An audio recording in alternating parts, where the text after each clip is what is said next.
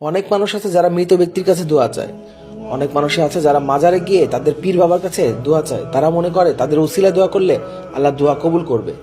অনেক মানুষ আছে যারা মৃত ব্যক্তির কাছে কোরআন তেলাওয়াত করে। আসলে কি মৃত ব্যক্তিরা শুনতে পায়? এই ব্যাপারে কোরআন মাজিদে আল্লাহ তাআলা কি বলেছেন? অনেক মানুষই বলবে মৃত মানুষ যদি শুনতেই না পারে তাহলে আমরা তাদেরকে কেন সালাম দিই? সালামের মূল অর্থটা কি আসলে?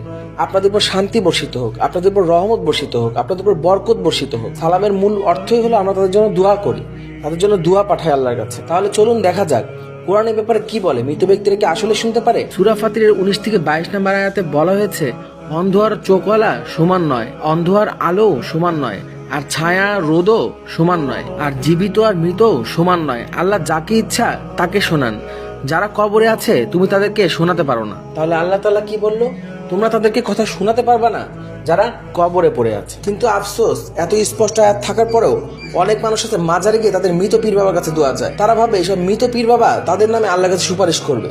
কিন্তু আফসোস, তারা তো গুমরাহির মধ্যে রয়েছে। আর অনেক মানুষ খুঁজে পাওয়া যাবে যারা জীবিত অবস্থায় কোরআন পড়েনি, কিন্তু তারা মারা যাওয়ার পরে তাদের পাশে গোল হয়ে কোরআন তেলাওয়াত শুরু করে দিবে। কিন্তু আল্লাহ তাআলা এই কোরআন আমাদেরকে দিয়েছে হেদায়েতের জন্য, আমাদেরকে গাইডলাইনের জন্য, যেন আমরা এটা পড়ে শিক্ষা নিয়ে আমাদের জীবনযাপন করতে পারি।